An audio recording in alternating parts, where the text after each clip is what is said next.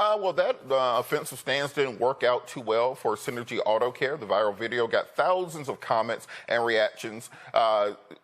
So it was so bad that Synergy Auto Care deleted not only the video, but also its Facebook page. And here in D.C., listen to how a white woman described Juneteenth. Juneteenth is, excuse me, what's happening to the white people? They have a Black Miss America. They have a Black college. They have a Black month. What do we have? And now they have Juneteenth. Yes, I understand there was slavery, don't get me wrong. But there was also a Holocaust, and that was more recent than slavery. But you don't hear the Jews saying, gimme, gimme, gimme, gimme, gimme. What's the point of Juneteenth? What is it? I don't know. And it is this white grievance, it is this kind of pain that they are feeling that we're seeing being enacted by the federal government when it comes to the reality of many of these situations. And if we're not going to do anything about this, we're not going to have a real conversation, then we can expect this to continue happening. I want to go to the panel real quick. Michael, why do you think these people are so, as the young people say, butthurt over Black folks having a holiday? Because they're stupid. That's why. They're stupid. Okay, let me break this down, because I've been doing a lot of presentations dealing with Juneteenth. I've done one for Wayne County Community College for professors there, blew them away. I've done one past. I was on the Carl Nelson show, WOLB, out of Baltimore yesterday morning.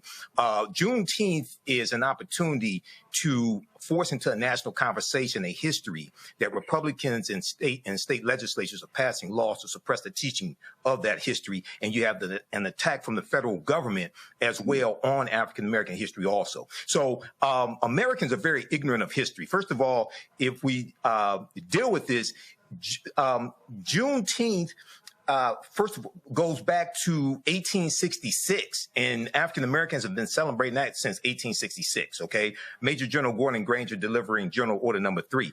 I like Roland's video, but I just got to interject here. The Civil War continued for another 16 months after April 9th, 1865, when General Robert E. Lee surrendered to Ulysses S. Grant. And there was a battle in Texas, actually May 12, 1865, the Battle of Palmito Ranch, which was the last land battle of the Civil War. It took place right there in Texas. So when you study that history, even though General Robert E. Lee surrendered, there were other Confederate generals who had smaller armies, like General Joseph E. Johnston, or that racist Nathan Bedford Forrest, who in 1867 became the first Grand Wizard of the Ku Klux Klan. Roland is correct. December 18th, 1865, the 13th Amendment is adopted. That's when Kentucky and Delaware abolished slavery. So what you see in the media, and part of it pisses me off by white-controlled media when they put this false information out, Delaware and Kentucky didn't abolish slavery until 6 months after Juneteenth. So how could Juneteenth be the last day of slavery? They don't want to tell the truth. And then when you deal with the Emancipation Proclamation, we know that Maryland didn't abolish slavery till May 1st, 1864, when they put it on the ballot, and it almost did not pass. The Washington Post has an excellent article called The Not Quite Free State of Maryland. We know Tennessee didn't abolish slavery till February 22nd, 1865. That's 2 years after the Emancipation Proclamation. And Roland's actually correct. And I tell people to read these original documents. Go to archives.gov, U.S. National Archives, or Library of Congress website, loc.gov. The Emancipation Proclamation was a military strategy that Lincoln was implementing to try to bring the South back into the Union. The initial Emancipation Proclamation was September 22nd, 1862, and it stated that the states and territories in rebellion, if they did not come back into the Union by January 1st, 1863, that their slaves would be set free. He had no authority to do that, but Maryland, Missouri, Kentucky, and Delaware were allowed to keep their slaves. So we really have to get deep into this history, separate fact from fiction. And lastly, when we deal with why those slaves were still being held in Texas, is because the Texas State Confederate Constitution of 1861 banned freeing the slaves. Even in a slave owner's will, it was illegal to free them. That's why there were 250,000 enslaved Africans, and all of those people did not get the word on January 19th. Major General Gordon Granger and the 2,000 Union troops, most of them African-American men, go throughout Texas to physically bring Texas back into the Union. So it takes a period of time to do this. June 19th was the date agreed upon to celebrate freedom coming to Texas, but everybody did not get the word on June 19th either. And I think that information is so important, Dr. Kirk, because when we have these conversations, it's almost as if you heard the lady in the last video. They don't want us to have nothing.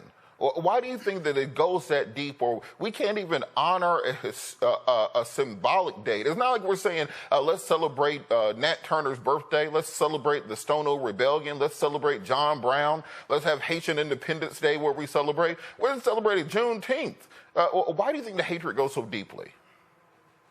The hatred goes so deeply because these people are willfully ignorant. She needs to be worried about getting a washcloth and sunscreen instead of worried about what Black people are celebrating and what they have earned She is the epitome of what is wrong with the entire MAGA movement. There are people sitting in the poorest county in Kentucky. It's the poorest county in the United States of America. The name fails me. Where you have 96% of the people living at the poverty rate.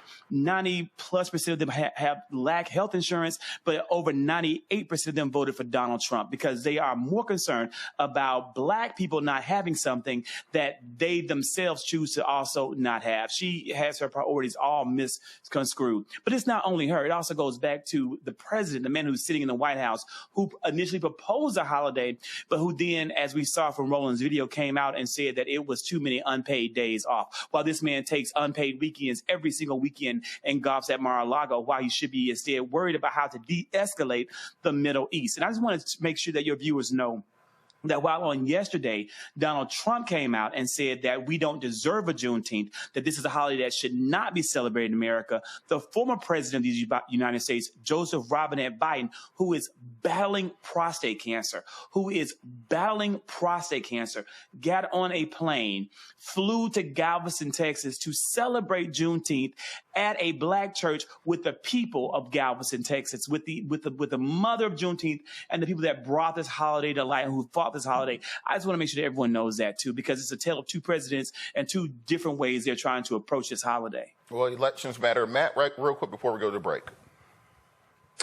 My mother is from the Texas City, Galveston area. My great-grandfather had a church there. My people are there. So somebody in my family literally may have been there on this day and learned. And what it comes down to is racism. They don't care about us. They hate the fact that they are not the center. And when I say they, I mean primarily white people. I mean, just look at this. People are saying, well, this lady saying, what about the white people? Why don't we get more?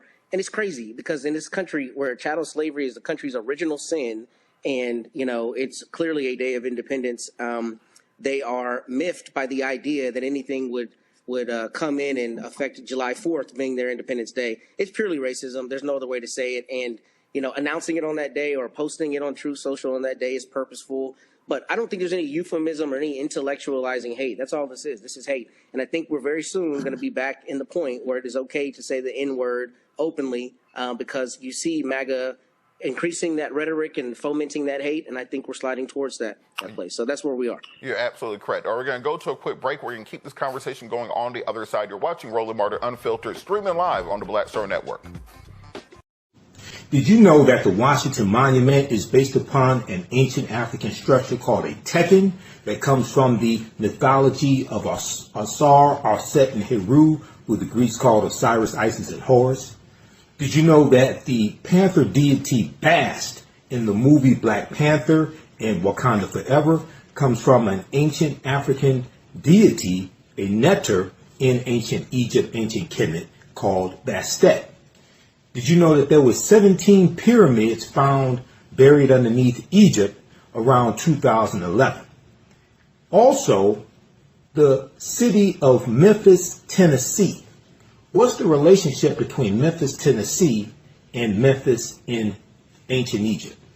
I'm historian and national political commentator Michael Imhotep. Be sure to register for my new 12-week online history course, Ancient Kemet, the Moors, and the Ma'afa, Understanding the Transatlantic Slave Trade, what they didn't teach you in school.